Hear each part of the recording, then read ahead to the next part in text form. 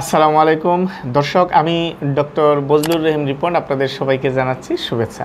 প্রিয় দর্শক, আজকে আমরা খুব কমন একটি বিষয় নিয়ে আলোচনা করব, সেটি হচ্ছে কার্পাল টানেল সিনড্রোম। তার আগে আমরা জানবো যে এই কার্পাল টানেল সিনড্রোম বিষয়টা কি। কার্পাল টানেল হলো আমাদের এই যে কবজির যে হাড়গুলি রয়েছে, এই হাড়ের উপরে হাড় এবং লিগামেন্ট দ্বারা একটা সরু সুরঙ্গের মতো একটা টানেল রয়েছে, যে টানেলটিকে আমরা বলি কার্পাল টানেল। এবং এই টানেলের ভিতর দিয়ে আমাদের হাতের যে মেইন নার্ভ, মিডিয়ান নার্ভ, সেই টানেলের ভিতর দিয়ে প্রবাহিত হয়। এবং সাথে যে এই যে হাতের দিকের যে টেন্ডনগুলি, এই টেন্ডনগুলিও কিন্তু এই টানেলের ভিতর দিয়ে, বিশেষ করে ফ্লেক্সর টেন্ডন, ভিতর দিয়ে প্রবাহিত হয়। যদি কোনো কারণে এই মিডিয়ান নার্ভ চাপা পড়ে অথবা ফুলে যায় অথবা ইনজুরি হয়, তখন সেটাকে আমরা বলি কার্পাল টানেল সিনড্রোম।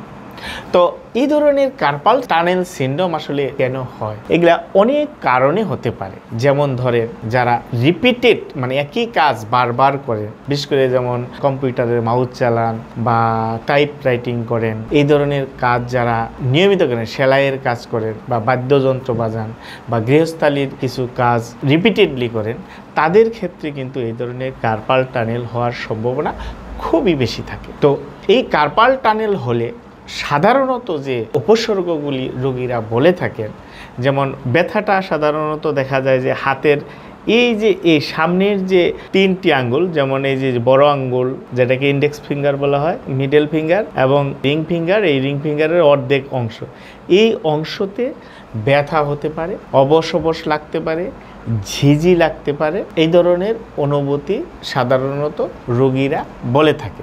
এবং এই যে অনুভূতিটা আবার অনেক সময় দেখা যায় যে কোনো জিনিস ধরতে গেলে কষ্ট হয় বা পড়ে যেতে পারে, কারণ দীর্ঘ সময় এই সমস্যা যখন কন্টিনিউ করে তখন কিন্তু মাংসপেশিগুলি শুকিয়ে যেতে পারে, যেটাকে আমরা মাসল ওয়াস্টিংও বলে থাকি।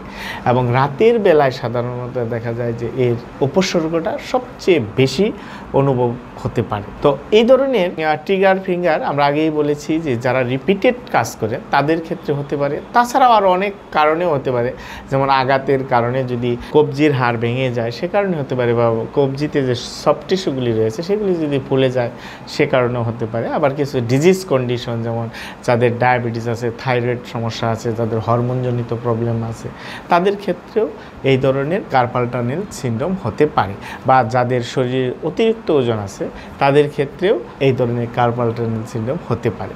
তো আমরা এই ধরনের কার্পাল টানেল সিনড্রোম হলে কী ধরনের চিকিৎসা সাধারণত ইফেক্টিভলি কাজ করে, তো এটা ডিপেন্ড করে কোন স্টেজে এই কার্পাল টানেল সিনড্রোমটা রয়েছে। যেমন প্রাথমিক পর্যায়, মধ্যম পর্যায়ে, আবার একটু বেশি গুরুতর হলে তাহলে এক ধরনের চিকিৎসা ব্যবস্থা। প্রাথমিকভাবে আসলে যখন এটার সিমটম বা উপসর্গ দেখা যায়, কিছু রেস্ট নিলে সাথে কিছু ব্যথানাশক ওষুধ বা নার্ভ রিলেটেড কিছু ওষুধ খাওয়া যেতে পারে। পাশাপাশি কিছু হালকা এক্সারসাইজ বা কিছু কোল্ড বা হট কম্প্রেশন অনেকটা কার্যকরী ভূমিকা করে। যখন দীর্ঘদিন হয়ে যায় তখন কিন্তু আমাদের এক্সারসাইজটা খুবই কার্যকরী ভূমিকা পালন করে, বিশেষ করে স্ট্রেচিং এক্সারসাইজ, স্ট্রেংথেনিং এক্সারসাইজ এবং নার্ভ গ্লাইডিংটা এই ক্ষেত্রে খুবই ইফেক্টিভ, এবং জয়েন্ট মোবিলাইজেশনও খুব কার্যকরী ভূমিকা পালন করে। এবং কোনো ক্ষেত্রে দেখা যায় স্টেরয়েড ইনজেকশনটাও অনেক ইফেক্টিভলি কাজ করে। যখন সিভিয়ার পর্যায়ে চলে যায় তখন অপারেশনও লাগতে পারে। সুতরাং প্রিয় দর্শক, আপনারা যারা এই ধরনের কার্পাল টানেল সিনড্রোমে ভুগছেন অথবা হাতে ঝিঝি, অবশ ভারী ব্যথায় ভুগছেন দীর্ঘদিন যাবত, আপনারা একজন অর্থোপেডিক বিশেষজ্ঞ চিকিৎসকের পরামর্শ নিতে পারেন অথবা একজন বিশেষজ্ঞ ফিজিওথেরাপি চিকিৎসকের পরামর্শ নিতে পারেন। কথা হবে পরবর্তীতে অন্য কোনো বিষয় নিয়ে। সে পর্যন্ত সবাই ভালো থাকবে। আসসালামু আলাইকুম।